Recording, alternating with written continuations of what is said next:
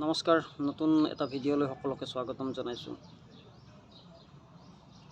আমি আমাৰ জীৱনত দুটা বস্তুক সদায় মনত ৰখা উচিত। এটা হ'ল কেতিয়াও কোনো বস্তুক অৱহেলা কৰিব নালাগে, আৰু ২ নম্বৰ বস্তুটো হ'ল কেতিয়াও কোনো এটা বস্তুক লৈ অহংকাৰ কৰিব নালাগে। কাৰণ এই জীৱনটো মানুহৰ জীৱনটো, আমাৰ জীৱনটো, আপোনাৰ জীৱনটো সদায় ক্ষণস্থায়ী, আৰু সময় কাৰো ফিক্স নহয়, পাৰ্মানেণ্ট নহয়, কাৰো নহয়, আপোনাৰো নহয়, মোৰো নহয়। আজি যদি আপুনি পিক আৱাৰ্ছত আছে, কালি আপুনি হয়তো গ্ৰাউণ্ড জিৰ' লেভেলত গুচি যাব পাৰিব। আৰু আজি যদি আপুনি ক'ৰবাত গ্ৰাউণ্ড জিৰ' লেভেলত আছে, একেবাৰে জিৰ' লেভেলত আছে সমাজৰ, আপুনি কালি হয়তো পিক আৱাৰ্ছত গুচি যাব পাৰে, বা জীৱনৰ একেবাৰে চৰম পৰ্যায়ত গুচি যাব পাৰে। গতিকে জীৱনত কোনো বস্তু পাৰ্মানেণ্ট নহয়। এতিয়া যিটো বিষয় লৈ আমি আৰম্ভ কৰিছিলোঁ, যিটো বিষয় মই আজি আপোনালোকৰ লগত শ্বেয়াৰ কৰিব বিচাৰিছিলোঁ, সেইটো আছিল জীৱনত কোনো বস্তু অৱহেলা কৰিব নালাগে, কাকো অৱহেলা কৰিব নালাগে, আৰু কোনো বস্তুক লৈ অহংকাৰ কৰিব নালাগে। এটা সৰু ষ্টৰি মই সৰুতে পঢ়িছিলোঁ, বহুত সৰুতে পঢ়িছিলোঁ, শুনিছিলোঁ। আজি সেই কথাটো হঠাৎ মনত পৰি গ'ল, আৰু সেইটো কথা আপোনালোকৰ লগত শ্বেয়াৰ কৰিব বিচাৰিছিলোঁ। ষ্টৰিটো আছিল এনেকুৱা: এখন হাবিত এটা খুব ধুনীয়া হৰিণা আছিলে, আৰু হৰিণাটোৰ শিং দুটা তাতকৈ বেছি ধুনীয়া। কিন্তু হৰিণাটোৰ আপোনাৰ সেই শিং দুটাক লৈ সি সদায় গৌৰৱ কৰিছিলে, সকলোৰে আগত কৈ ফুৰিছিলে যে মোৰ শিং দুটা খুব ধুনীয়া। বা যেতিয়া আপোনাৰ হাবিত যেতিয়া জীৱ জন্তুবিলাক লগ হয়, তেতিয়া তেওঁ নিজৰ শিংটো প্ৰদৰ্শন কৰিব বিচাৰিছিলে বা কৰিছিলে। কিন্তু তেওঁ নিজৰ ভৰি দুখন সদায় লুকাই ৰাখিছিলে।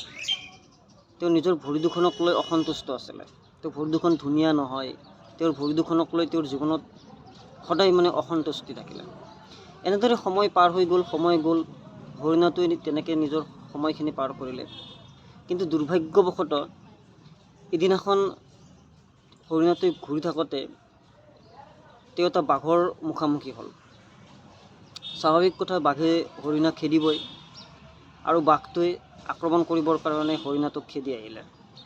হৰিণাটোৱে জীৱন প্ৰাণৰ ভয়ত, জীয়াই থকাৰ তাৰণাত বহুত সময় তেওঁ দৌৰিলে, দৌৰি গৈ তেওঁৰ ভাগৰ লাগিলে। ভাগৰ লাগতে ঠিক সেই সময়তে শিং দুটাত লতা যিবিলাক থাকে, আপোনাৰ হাবিত যিবিলাক লতা থাকে, সেই লতাবিলাকত শিং দুটা পেচ খাই হৰিণাটো বাগৰি পৰিলে, আৰু বাগৰি পৰাৰ লগে লগে বাঘটোৱে আহি তেওঁক আক্ৰমণ কৰিলে, হৰিণাটোক আক্ৰমণ কৰিলে। আৰু ঠিক সেই মুহূৰ্ততে হৰিণাটোৱে অনুভৱ কৰিলে যে যি দুখন ভৰিক মই সদায় অৱহেলা কৰি আছিলোঁ, যি দুখন ভৰিক মই সদায় ইগন'ৰ কৰি আছিলোঁ, সেই ভৰি দুখনে আজি মোৰ বিপদৰ সময়ত মোক ইমান সময়লৈকে বচাই ৰাখিলে, দৌৰাই ৰাখিলে। আৰু যি শিং দুটাক লৈ মই আজি অহংকাৰ কৰি আছিলোঁ, যি শিং দুটাক লৈ মই সদায় অহংকাৰ কৰিছিলোঁ, সেই শিং দুটাই মোৰ আজি মৃত্যুৰ কাৰক হৈ থিয় হ'ল। অৰ্থাৎ এই ষ্টৰিটোৰ পৰা আমি এটা কথা বুজিব পাৰোঁ, জীৱনত যিটো বস্তুক লৈ আপুনি অহংকাৰ কৰি আছে, সেই বস্তুটোৱে এদিন আপোনাৰ ধ্বংসৰ মূল কাৰক হৈ থিয় হ'ব পাৰে। আৰু যিটো বস্তুক আপুনি নালাগিব বুলি ভাবিছিলে, যিটো বস্তুক আপুনি সদায় ইগন'ৰ কৰি আছিলে, সেই বস্তুটো আপোনাৰ জীৱনৰ আটাইতকৈ গুৰুত্বপূৰ্ণ ভূমিকা গ্ৰহণ কৰিব পাৰে।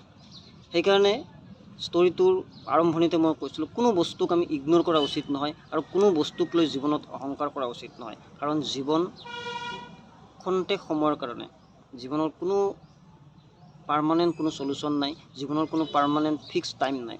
আজি আছোঁ, কালি নাই। যদি এনেকুৱা ভিডিঅ'বিলাক আপোনাৰ ভাল লাগিছে, আপুনি শ্বেয়াৰ কৰিব, ছাবস্ক্ৰাইব কৰিব মোৰ চেনেলটো, আৰু যদি এনেকুৱা ভিডিঅ'বিলাকৰ পৰা আপুনি কিবা অনুপ্ৰাণিত হৈছে, মোক আপোনালোকে জনাব পাৰে। ধন্যবাদ।